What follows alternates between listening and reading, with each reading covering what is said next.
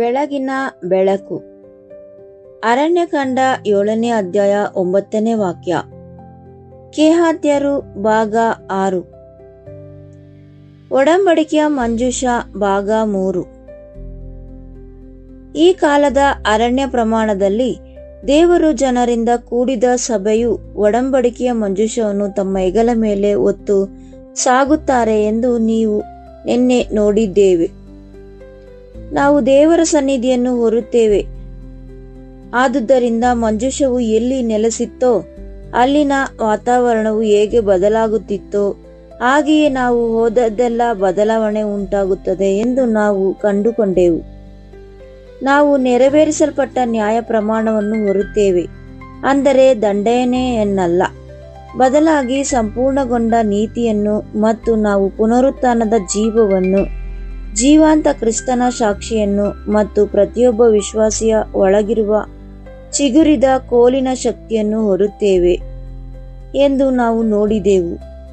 ಇಂದು ನಾವು ಮಂಜೂಷದ ಒಳಗಿರುವ ಉಳಿದ ಸಂಗತಿಗಳ ಬಗ್ಗೆ ಮತ್ತು ಅದರ ಹೊರಗಿನ ಓರುವವರಿಗೆ ಮಂಜೂಷವನ್ನು ನೀಡಲು ಗಂಭೀರ ಎಚ್ಚರಿಕೆಯ ಬಗ್ಗೆ ಮುಂದುವರಿಸೋಣ. ಮಂಜೂಷದ ಒಳಗಿದ್ದ ಕೆಟ್ಟು ಹೋಗದ ಬಂಗಾರದ ಮನ್ನಾ ಪಾತ್ರೆಯನ್ನು ನಾವು ಅಭ್ಯಾಸ ಮಾಡೋಣ. ಇದು ಕ್ರಿಸ್ತನು ಎಂದಿಗೂ ನಾಶವಾಗದ ರೊಟ್ಟಿ, ನಿಜವಾಗಿಯೂ ತೃಪ್ತಿಪಡಿಸುವ ಶಾಶ್ವತ ಪೋಷಣೆ ಮತ್ತು ಅಮರ ಜೀವ ಎಂದು ಸೂಚಿಸುತ್ತದೆ.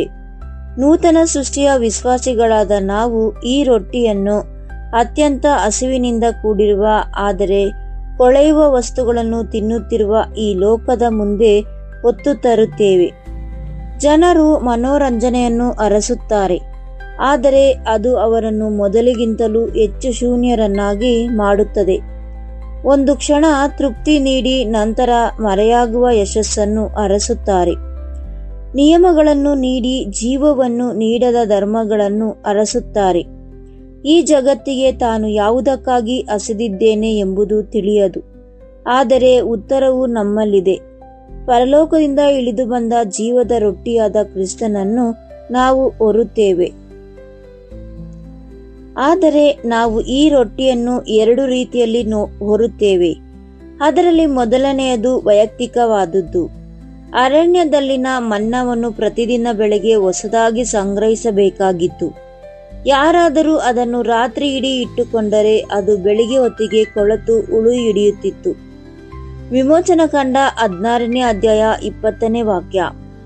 ಇದು ಆಕಸ್ಮಿಕವಲ್ಲ. ಜನರು ದೇವರ ಪೂರೈಕೆಯನ್ನು ಕೂಡಿಡಲು ಸಾಧ್ಯವಿಲ್ಲ ಎಂದು ದೇವರು ಕಲಿಸುತ್ತಿದ್ದನು. ಅವರು ಪ್ರತಿದಿನ ಬೆಳಗ್ಗೆ ಆತನ ಬಳಿಗೆ ಬರಬೇಕಾಗಿತ್ತು. ಅದೇ ರೀತಿ ನಾವೇ ಆ ರೊಟ್ಟಿಯನ್ನು ಮೊದಲು ಉಣ್ಣದಿದ್ದರೆ ಅದನ್ನು ಇತರರಿಗೆ ಕೊಂಡೊಯ್ಯಲು ಸಾಧ್ಯವಿಲ್ಲ. ಕಳೆದ ವಾರದ ಪ್ರಾರ್ಥನೆ, ಕಳೆದ ತಿಂಗಳ ಪ್ರಸಂಗ ಅಥವಾ ಕಳೆದ ವರ್ಷದ ದೃಢನಂಬಿಕೆಯ ಮೇಲೆ ಜೀವಿಸಲು ಪ್ರಯತ್ನಿಸುವ ವಿಶ್ವಾಸಿಯ ಆತ್ಮಿಕ ಜೀವನವನ್ನು ಒಣಗಿ ಹೋಗುತ್ತದೆ. ನಮಗೆ ಸಿಗದಂಥದ್ದನ್ನು ನಾವು ಇತರರಿಗೆ ನೀಡಲು ಸಾಧ್ಯವಿಲ್ಲ. ಪ್ರತಿಯೊಬ್ಬ ವಿಶ್ವಾಸಿಯು ಬೆಳಗ್ಗೆ ಎದ್ದು ವಾಕ್ಯದ ಬಳಿಗೆ, ಪ್ರಾರ್ಥನೆಯ ಬಳಿಗೆ ಮತ್ತು ಕ್ರಿಸ್ತನ ಬಳಿಗೆ ಬಂದು ಆತನನ್ನು ಭುಜಿಸಬೇಕು. ನಂತರವಷ್ಟೇ ಆತನನ್ನು ಇತರಿಗೆ ಕೊಂಡೊಯ್ಯಲು ಸಾಧ್ಯ.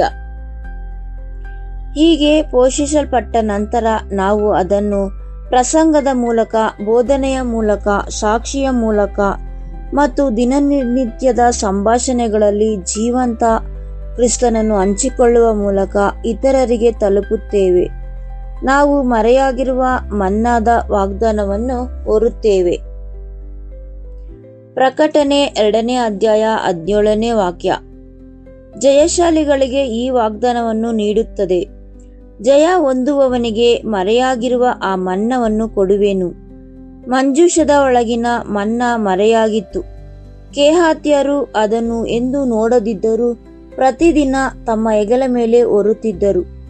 ಕ್ರಿಸ್ತನಲ್ಲಿ ಇನ್ನೂ ಯಾರಿಗೆ ಪೂರ್ಣವಾಗಿ ತಿಳಿಯದ ಅತಿ ಆಳವಾದ ಸಂಗತಿಗಳಿವೆ. ನಾವೆಲ್ಲರೂ ಅನುಭವಿಸಿರುವುದಕ್ಕಿಂತ ಹೆಚ್ಚಿನದು ಆತನಲ್ಲಿದೆ. ಕ್ರಿಸ್ತನು ಎಂದಿಗೂ ಭತ್ತದ ಜೀವದ ಬುಗ್ಗೆ ಎಂಬ ಆಮಂತ್ರಣವನ್ನು ನಾವು ಈ ಜಗತ್ತಿಗೆ ಹೊತ್ತೊಯ್ಯುತ್ತೇವೆ. ಮಂಜೂಷದ ಮೇಲೆ ಕರುಣಾಸನವಿತ್ತು. ಇದು ಚಿನ್ನ ಶುದ್ಧದ ಮುಚ್ಚಳವಾಗಿದ್ದು ಮುಖಾಮುಖಿಯಾಗಿ ನಿಂತಿರುವ 2 ಕೆರೂಬಿಗಳನ್ನು ಹೊಂದಿತ್ತು. ಅವು ತಮ್ಮ ರೆಕ್ಕೆಗಳನ್ನು ಹರಡಿ ವರ್ಷಕ್ಕೊಮ್ಮೆ ದೋಷ ಪರಿಹಾರಕ ದಿನದಂದು ರಕ್ತವನ್ನು ಚಿಮುಕಿಸುವ ಸ್ಥಳವನ್ನು ಕೆಳಮುಖವಾಗಿ ನೋಡುತ್ತಿದ್ದವು.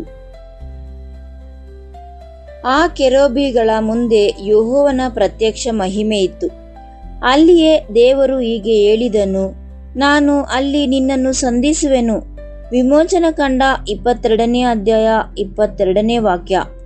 ಮುಟ್ಟಲಾರದಷ್ಟು ಪವಿತ್ರವಾದ ಬೆಟ್ಟದ ಮೇಲಲ್ಲ, ಭಯಾನಕವಾದ ಪರದೆಯ ಹಿಂದಲ್ಲ, ರಕ್ತ ಮತ್ತು ಕರುಣೆ ಇರುವ ಸ್ಥಳದಲ್ಲಿ ಮನುಷ್ಯ ಮತ್ತು ದೇವರು ಸಂಧಿಸುತ್ತಾರೆ.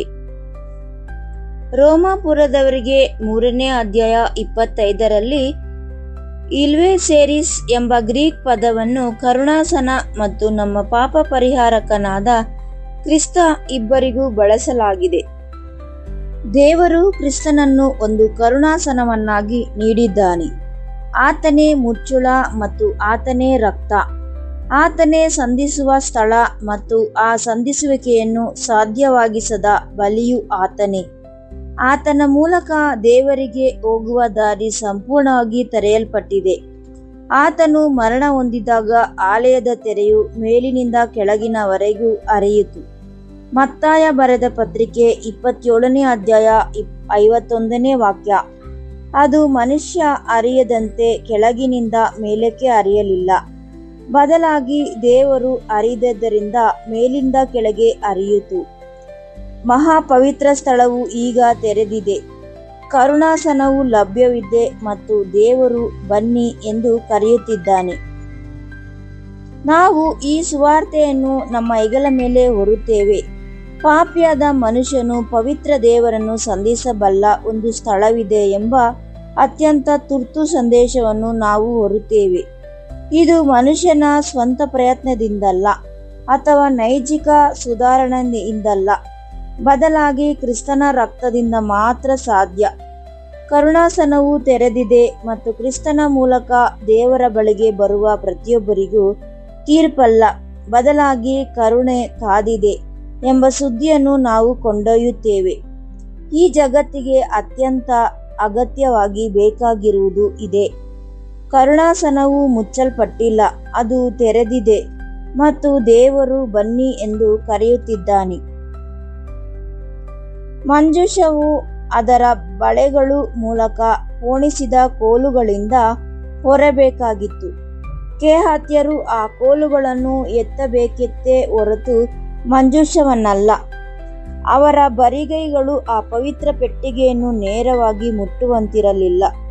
ಆ ಕೋಲುಗಳು ಕೇವಲ ಒಂದು ಸಣ್ಣ ವಿವರವಾಗಿರಲಿಲ್ಲ, ಅವು ದೇವರ ಆಜ್ಞೆಯಾಗಿದ್ದವು ಮತ್ತು ಒಂದು ಸೃಷ್ಟ ಸಂದೇಶವನ್ನು ನೀಡುತ್ತಿದ್ದವು. ಪವಿತ್ರ ಸಂಗತಿಗಳನ್ನು ನಿಮ್ಮ ಸ್ವಂತ ಶಕ್ತಿಯಿಂದ, ಸ್ವಂತ ಪದ್ಧತಿಯಿಂದ ಅಥವಾ ನಿಮ್ಮದೇ ದಾರಿಯಲ್ಲಿ ನಿಭಾಯಿಸಬೇಡಿ. ನಾವು ಕ್ರಿಸ್ತನನ್ನು ಆತನ ಅಧಿಕಾರಕ್ಕೆ ಒಳಪಟ್ಟು ಹೊರುತ್ತೇವೆ, ಎಂದಿಗೂ ನಮ್ಮ ಸ್ವಂತ ಹೆಸರಿನಲ್ಲ ಅಥವಾ ಚಾಣಾಕ್ಷತನದಿಂದಲ್ಲ. ಪರಿಣಾಮಕಾರಿ ಎಂದು ತೋರುವ ದೇವರ ಆಜ್ಞೆಯನ್ನು ಮೀರಿದ ಮನುಷ್ಯ ನಿರ್ಮಿತ ಹೊಸ ಒಡಂಬಡಿಕೆಗಳು ನಾವು ಬಳಸಬಾರದು. ಯಾವಾಗ ನಾವು ದೇವರ ಕಾರ್ಯಗಳನ್ನು ಅದು ನಮ್ಮದೇ ಸಾಧನೆ ಎಂಬಂತೆ ಅಥವಾ ನಮ್ಮ ಶಕ್ತಿಯಿಂದ ನಾವು ಅದನ್ನು ನಡೆಸುತ್ತಿದ್ದೇವೆ ಎಂಬಂತೆ ಹೊರುತ್ತಿದ್ದೇವೆಯೋ, ಆಗ ನಾವು ಬರಿಗೈಯಿಂದ ಪವಿತ್ರತೆಯನ್ನು ಮುಟ್ಟಿದಂತಾಗುತ್ತದೆ. ಮಂಜೂಷವನ್ನು ಹೊರಲು ಎತ್ತುವ ಮೊದಲು ಅದನ್ನು ಮುಚ್ಚಬೇಕು. ಆ ಹೊದಿಕೆಯ ಅರ್ಥವನ್ನು ನಾವು ಮುಂದಿನ ದಿನಗಳಲ್ಲಿ ಕಲಿಯೋಣ. ಸದ್ಯಕ್ಕೆ ನಾವು ಇದನ್ನು ಭಕ್ತಿಯಿಂದ, ವಿಧೇಯತೆಯಿಂದ ಮತ್ತು ನಮ್ಮ ಹೆಗಲ ಮೇಲಿರುವ ಜವಾಬ್ದಾರಿಯನ್ನು ನಮಗೆ ಸೇರಿದ್ದಲ್ಲ ಎಂಬ ಅರಿವಿನಿಂದ ಹೊರೋಣ. ಪ್ರಾರ್ಥನೆ. ಯೆಹೋವನೇ, ನೀನೇ ನಮ್ಮ ದೇವರು, ನಿನ್ನ ಹೊರತು ಬೇರೆ ಯಾರೂ ಇಲ್ಲ. ನೀನು ಉನ್ನತವಾಗಿ ಏರಿಸಲ್ಪಟ್ಟಿದ್ದಿ ಮತ್ತು ನಿನ್ನ ಮಹಿಮೆಯು ಆಲಯವನ್ನು ತುಂಬಿದೆ. ಯೆಶಾಯ ಬರೆದ ಪತ್ರಿಕೆ 6ನೇ ಅಧ್ಯಾಯ 1ನೇ ವಾಕ್ಯ. ಸೇನಾಧೀಶ್ವರನಾದ ಯೆಹೋವನು ಪವಿತ್ರನು, ಪವಿತ್ರನು, ಪವಿತ್ರನು. ಭೂಮಿಯೆಲ್ಲ ನಿನ್ನ ಮಹಿಮೆಯಿಂದ ತುಂಬಿದೆ. ನಿನಗೆ ಸೇರಿದುದನ್ನು ಒತ್ತಿರುವ ನಾವು ನಿನ್ನ ಮುಂದೆ ಅಡ್ಡ ಬೀಳುತ್ತೇವೆ. ಎಂದಿಗೂ ಕ್ಷಯಿಸದ ರೊಟ್ಟಿಗಾಗಿ ವಂದನೆಗಳು. ಎಂದಿಗೂ ಮುಗಿಯದ ಮತ್ತು ಜೀವವನ್ನು ಪೋಷಿಸುವ ಕ್ರಿಸ್ತನಿಗಾಗಿ ವಂದನೆಗಳು. ಮೊದಲು ಬೇರೆಲ್ಲವನ್ನು ಸೇವಿಸಿ ಕೊನೆಯದಕ್ಕಾಗಿ ನಿನ್ನ ಬಳಿಗೆ ಬರುವುದಕ್ಕಾಗಿ ಮತ್ತು ನಿನ್ನಿಂದ ಪಡೆದುಕೊಳ್ಳದೆ ಇತರರಿಗೆ ನೀಡಲು ಪ್ರಯತ್ನಿಸುವುದಕ್ಕಾಗಿ ನಮ್ಮನ್ನು ಕ್ಷಮಿಸು. ಇತರರಿಗೆ ಕೊಂಡೊಯ್ಯುವ ಮೊದಲು ಪ್ರತಿದಿನ ಬೆಳಿಗ್ಗೆ ಹೊಸ ಮನ್ನವನ್ನು ಸಂಗ್ರಹಿಸಲು ನಮಗೆ ಕಲಿಸು. ಮತ್ತು ಕರುಣಾಸನಕ್ಕಾಗಿ, ಹರಿದ ತೆರೆಗಾಗಿ, ತೆರೆದ ದಾರಿಗಾಗಿ ಮತ್ತು ಪಾಪವನ್ನು ಮುಚ್ಚುವುದು ಮಾತ್ರವಲ್ಲದೆ ಅದನ್ನು ಸಂಪೂರ್ಣವಾಗಿ ತೆಗೆದುಹಾಕಿದ ರಕ್ತಕ್ಕಾಗಿ ವಂದನೆಗಳು. ಈ ಸುವಾರ್ತೆಯನ್ನು ಸಂಕೋಚವಿಲ್ಲದೆ ಹೊತ್ತೊಯ್ಯಲು ನಮಗೆ ಸಹಾಯ ಮಾಡು. ಕರುಣಾಸನವು ತೆರೆದಿದೆ ಎಂಬುದು ಜಗತ್ತಿಗೆ ತಿಳಿಯಬೇಕಾಗಿದೆ. ಇನ್ನು ನಿನ್ನ ಬಳಿಗೆ ಬಾರದವರ ಬಳಿಗೆ ಈ ಸಂದೇಶವನ್ನು ತಲುಪಿಲು ನಮಗೆ ಬಳಸು. ಸ್ವಶಕ್ತಿಯ ಮೇಲಿನ ನಂಬಿಕೆಯಿಂದ ನಮ್ಮನ್ನು ದೂರವಿಡು. ನಿನಗೆ ಸೇರಿದ್ದನ್ನು ನಿನ್ನ ದಾರಿಯಲ್ಲಿ, ನಿನ್ನ ಹೊದಿಕೆಯ ಅಡಿಯಲ್ಲಿ ಕೇವಲ ನಿನ್ನ ಮಹಿಮೆಗಾಗಿ ಹೊರಲು ನಮಗೆ ಸಹಾಯ ಮಾಡು. ಕ್ರಿಸ್ತನ ಹೆಸರಿನಲ್ಲಿ ಬೇಡಿ ಹೊಂದುತ್ತೇವೆ ನಮ್ಮ ಪರಮ ತಂದೆಯೇ, ಆಮೇನ್.